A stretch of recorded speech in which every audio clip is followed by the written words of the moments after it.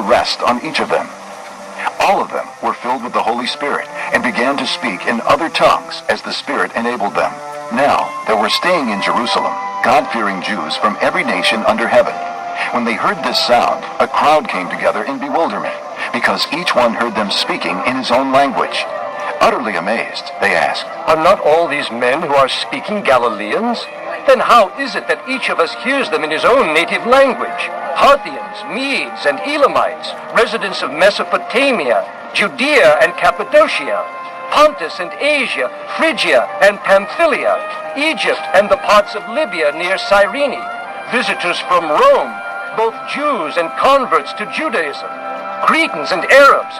We hear them declaring the wonders of God in our own tongues." Amazed and perplexed, they asked one another. "What does this mean?" Some, however, made fun of them and said, "They have had too much wine." Then Peter stood up with the 11, raised his voice, and addressed the crowd. "Fellow Jews, and all of you who live in Jerusalem, let me explain this to you. Listen carefully to what I say. These men are not drunk, as you suppose. It's only 9 in the morning. No, this is what was spoken by the prophet Joel. In the last days, God says, I will pour out my Spirit on all people. Your sons and daughters will prophesy.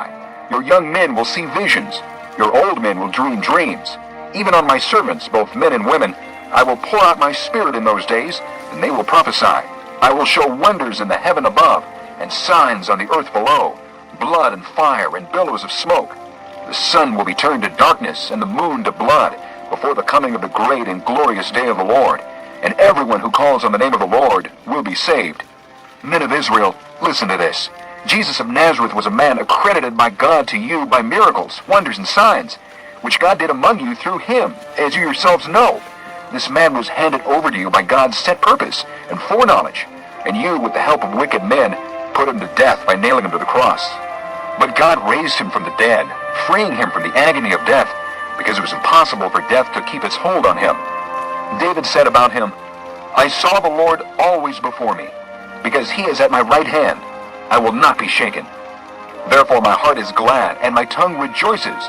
My body also will live in hope. Because you will not abandon me to the grave, nor will you let your Holy One see decay. You have made known to me the paths of life. You will fill me with joy in your presence. Brothers, I can tell you confidently that the patriarch David died and was buried, and his tomb is here to this day. But he was a prophet and knew that God had promised him on oath